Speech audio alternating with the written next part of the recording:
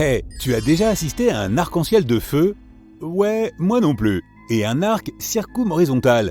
Je ne pense pas, mais juste pour que tu saches, c'est la même chose. À première vue, ça ressemble à un tableau, ou à une grande trace dans le ciel aux couleurs de l'arc-en-ciel. Malgré leur nom, ils n'ont rien en commun avec le feu ou la pluie. Ce phénomène se produit en de rares occasions lorsque le soleil brille à travers une certaine formation de nuages chargés de glace. Les halos aux couleurs de l'arc-en-ciel sont tout aussi uniques. Là encore, un type spécifique de cristaux de glace doit être présent dans les nuages pour que la surface de la Terre courbe la lumière du soleil en un anneau parfait. La même chose peut se produire avec la lumière de la Lune. La seule différence étant que les halos lunaires sont généralement blancs et que les halos solaires peuvent être aux couleurs de l'arc-en-ciel. Lorsque tu visites des régions de haute altitude, tu peux être l'un des rares chanceux à apercevoir des pénitents de neige. Il s'agit en fait de pics de glace constitués naturellement. Pour qu'ils se forment, il faut un environnement vraiment froid, en hauteur et où l'air soit sec. La lumière du soleil transforme directement la glace en vapeur plutôt que de la faire fondre en eau. Et c'est pourquoi ces lames de neige et de glace commencent à apparaître à la surface de la Terre. Aussi gracieuses qu'elles puissent être, elles peuvent finir par atteindre une hauteur de près de 5 mètres. Que se passe-t-il lorsque de petites gouttelettes de lave rencontrent le vent? Eh bien, ce sont les cheveux de Pelée. Laisse-moi t'expliquer. Le mot Pelée vient de l'ancienne déesse hawaïenne des volcans. Chaque fois que le vent emporte de petites gouttes de lave, il les étire pour former des brins semblables à des cheveux, un peu comme dans le processus de création d'un fil de verre. Ces brins délicats peuvent s'étirer jusqu'à 2 mètres. En de rares occasions, il peut pleuvoir sans aucun nuage. Mais est-ce vraiment de la pluie? Examinons les aspects scientifiques de ce phénomène rare. On l'appelle parfois une averse de soleil car on a l'impression que la pluie tombe tout droit de notre astre. Mais soyons clairs, il est impossible que de la pluie tombe directement du soleil. Les nuages de pluie se trouvent à une certaine distance de l'endroit où il pleut. Lorsque les rayons du soleil sont orientés d'une certaine façon, les nuages se retrouvent hors de vue. Ajoute un peu de vent pour souffler la pluie dans ta direction et abracadabra, on obtient des averses en plein soleil. En Bolivie se trouve un endroit appelé le Salar d'Uyuni. C'est le plus grand désert de sel au monde, mesurant environ 10 580 km². C'est également là que se trouve la moitié du lithium de la planète, un élément crucial dans la fabrication des batteries. Mais qu'y a-t-il d'autre de si spécial dans cet endroit ? Chaque fois que la saison des pluies arrive, elle transforme cette étendue de terre plate en un lac miroir parfaitement réfléchissant. Qu'est-ce qui te vient à l'esprit quand tu entends parler de cascade de sang? Un film d'horreur? Mouah! Eh bien, il s'agit tout simplement d'une série de chutes d'eau situées dans l'une des régions les plus sèches de l'Antarctique. Elles émergent d'un lac souterrain rempli d'un certain type de bactéries. Ces petits organismes utilisent des sulfates comme nutriments au lieu de sucre, ce qui les rend fascinants pour les scientifiques. L'eau contenue dans ce lac est tellement saturée de fer qu'elle rouille tout simplement au contact de l'air, d'où la couleur rougeâtre de la cascade qui lui vaut son nom. Ok, nous connaissons tous la chanson Rose du désert de Sting, mais elle n'est pas totalement imaginaire. Il existe bel et bien une chose appelée la rose des sables.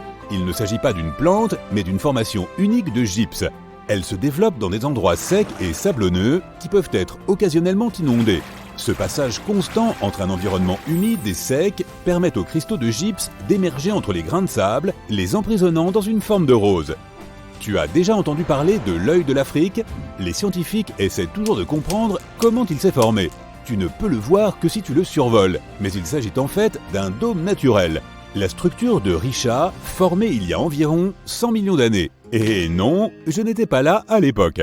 Elle a un diamètre approximatif de 40 km et se compose de plusieurs anneaux concentriques.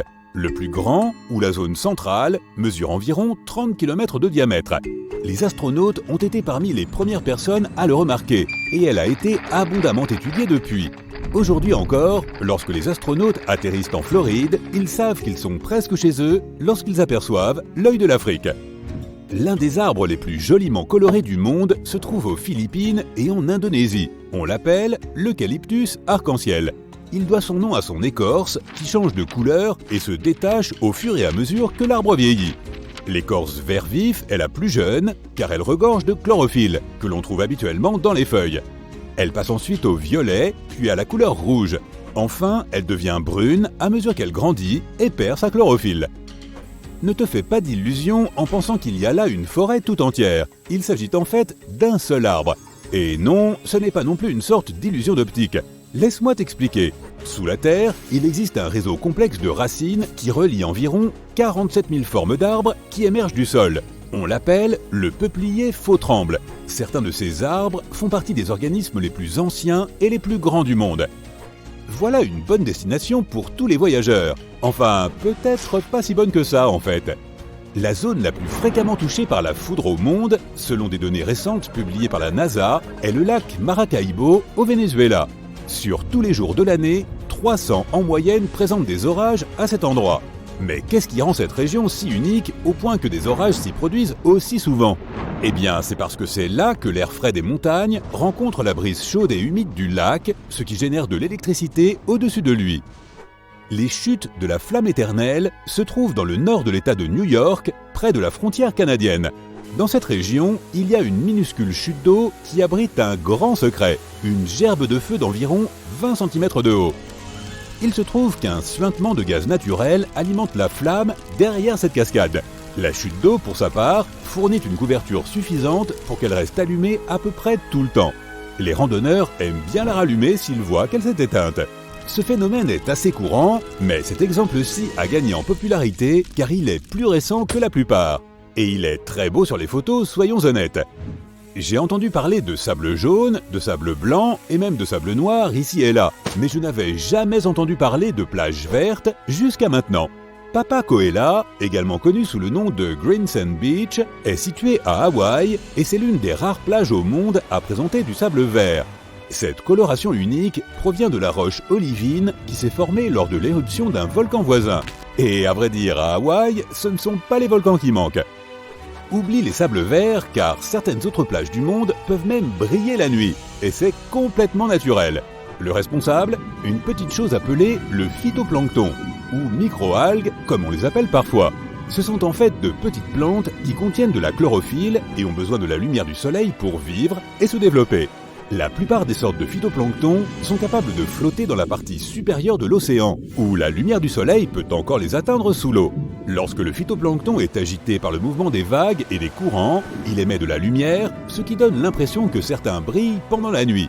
On trouve ces micro-organismes particuliers sur les plages de nombreux endroits du monde, comme les Maldives, Porto Rico et les Everglades. Au pied d'une montagne située à proximité d'Afton, dans le Wyoming, se trouve une petite rivière appelée Source intermittente. Il n'en existe que quelques-unes dans le monde entier.